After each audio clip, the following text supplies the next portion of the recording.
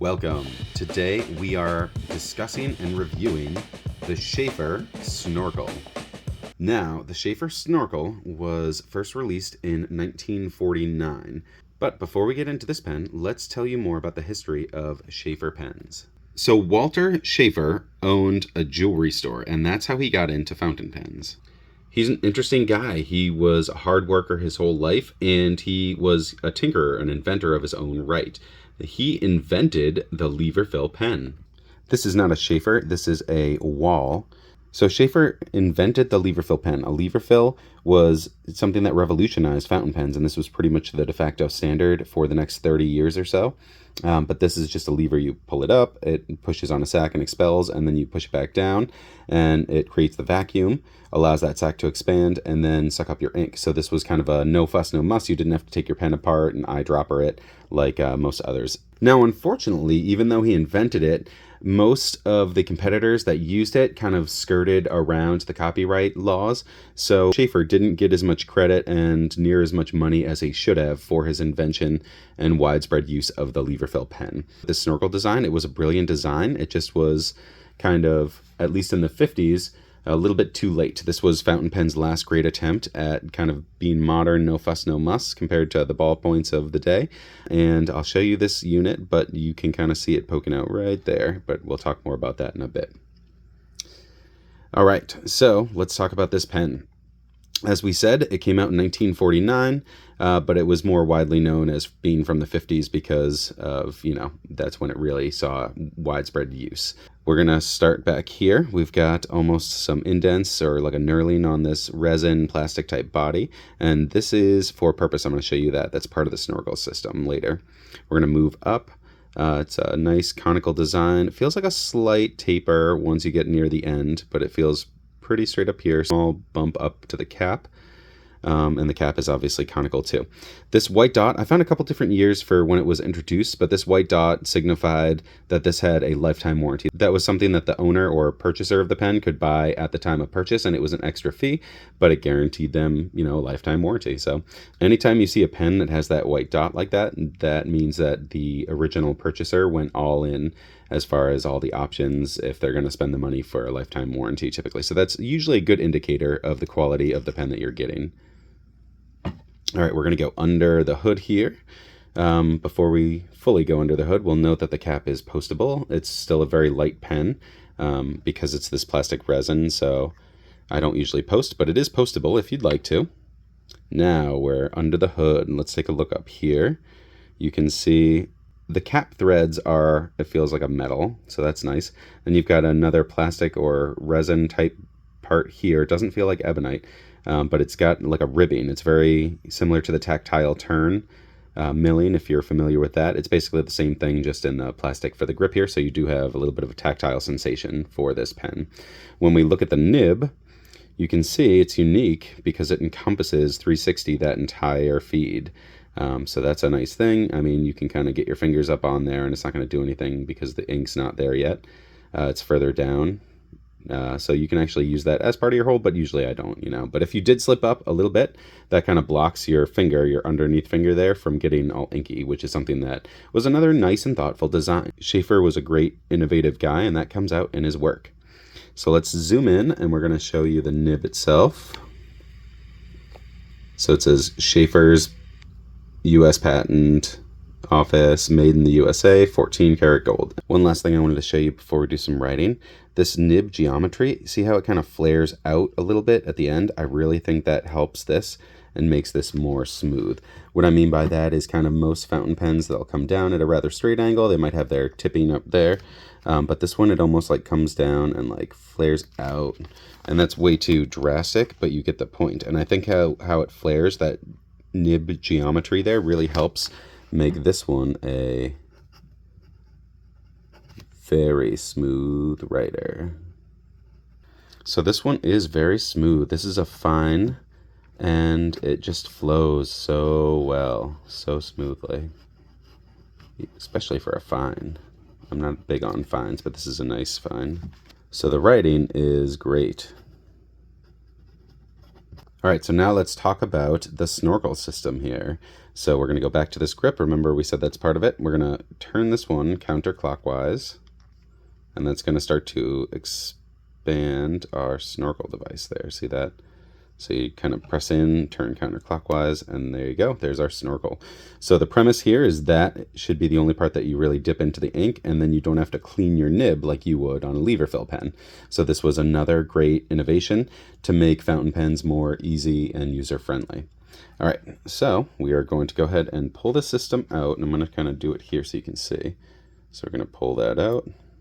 And be careful, that's why I put that there, because you're going to have ink. Now when I push this in, it's going to expel even more ink. So all the ink that was in that sac reservoir on the inside. There we go. This is how we clean the pen too. If you were actually cleaning it, you would just be doing this in water. Same premise. But I'm actually going to refill it, so I'm not going to worry about cleaning it too much or anything. So, all right, so we're using Pearl Noir. Because these are vintage, they do have a sac in them, so you do have to be a little bit careful of what kind of ink that you're using in them. So, all right, so the premise here is, again, we're just hopefully submerging just the snorkel here, and then we'll be able to show you how no fuss, no muss this is. Let me see if I can zoom out a little bit. Okay, ready? Now I'm going to push this down, and that's what's going to give it the suction. Listen for bubbles. I don't know if you could hear that, but I heard it gurgle a couple times there. And now we're just going to leave the snorkel in for about, I don't know, 5 seconds or so. Gives that vacuum time to suck up the ink. Okay, it should be plenty. The gurgle also lets you know that you're actually submerged, so that's kind of a nice thing too. And look at that, that was like a perfect example. See how the nib itself didn't get submerged in the ink at all, only the snorkel did. So that was actually like, I couldn't have asked for a better example than that. Now normally you could just retract it and you're good to go, and that was the original intent there, so you don't have to do anything else. But me being me, I do actually like to go ahead and, you know, get that snorkel as much as I can, clean that up a little bit. All right, so now that I've cleaned up the snorkel a little bit, we're going to actually keep this pushed in here and turn it clockwise, and that's going to retract our nib snorkel. There you go. You pull it in until it's kind of flush, and then we are good to go. And that is an excellent example of how easy this was to use. I didn't have to clean the nib at all. And now we can go back over and we continue writing. So smooth. It's nice, and it's a nice piece of history. So what happened to Sheaffer? Well, you know, this was came out in 49, and this carried them through the 50s. After that, they ended up making cartridge and converter pens after 1959 on. Eventually, they were bought out by Bic in 1997, like the Bic pen company, and they were bought out then for $50 million. In 2014, they were sold to AT Cross Company for $15 million. So you can see they dropped a substantial amount in their value between then. In 2022, they were bought out again, and they do currently make different models. But you can see how the value has dropped, but it's a shame because these pens were, you know, this guy changed the face of fountain pens. He invented the lever fill. This snorkel was a brilliant design. Had this invention come out earlier, maybe 10 or 15 years earlier, that might have helped delay the inevitable rise of the, you know, regular ballpoint pens, because this was a really cool, nifty invention. If you're looking at purchasing one of these today, though, it's going to be a used one, obviously. So you got to watch out because of all these moving components that, you know, you might get one and one of the components is out of whack and your snorkel is no longer working. You might need some work done on the inside. So you just got to be careful.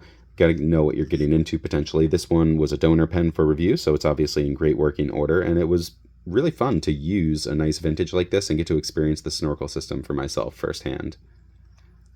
All right, let's get you a quick size comparison. I'm not going to spend too much time on size comparisons. Here it is versus a vanishing point, and here it is up against a Platinum 3776. I think those are two good representations that a lot of people will have. So you can get a feel. It's a little bit thinner than both of these, a little bit shorter than the vanishing point, a little bit longer than the Platinum 3776. Conclusions. This is a nice easygoing pen. I really like the snorkel factor. That was really cool invention, cool vintage piece of history at this point. The nib itself is very smooth. The architecture, I think, of that nib helps assist with that little kind of flare upwards at the end. It's unique in that, you know, the nib also encompasses this 360, so if your fingers ride a little bit up over, they don't get ink on them. The nice little ribbing here is nice, so you get some tactile feel there. I like that the cap threads here are not plastic. The downfall, though, is the complexity of this system. The whole Snorkel system means if you're buying these, you know, used 70 years after the fact, then there's a good chance that, you know, the sack on the inside is not functioning, that one of these mechanical components is out of whack, and that could mean that your pen might not work. So it might need to be serviced by someone who knows what they're doing. We were lucky enough to have that from Dave, aka Hellcat, so this one is in perfect working order. Again, it's got that little white dot, which means this had a lifetime warranty. If you're trying to buy in the, you know, obviously vintage secondary market, this is a good indicator that the original owner, they went all out on the money because, you know, they opted in for this extra expense, which typically, if you're going to opt in for the extra lifetime warranty, means that you spent, you know, you decked it out with, you know, gold nib, all the other features that you could. So if you're buying, that's a good indicator. If you see that on a pen, that's a good indicator of the quality of the pen when originally purchased. The clip, also another little bit of a downfall. It's a little bit stiff. Even I can't even really pull it up. It's fine for office clothing. However, it was too stiff to, you know, easily go on my regular EDC pants there. So thank you for joining us on this review of the 1950s Sheaffer Snorkel pen. Dave, thank you again for sending this in for our channel to review and take a look at.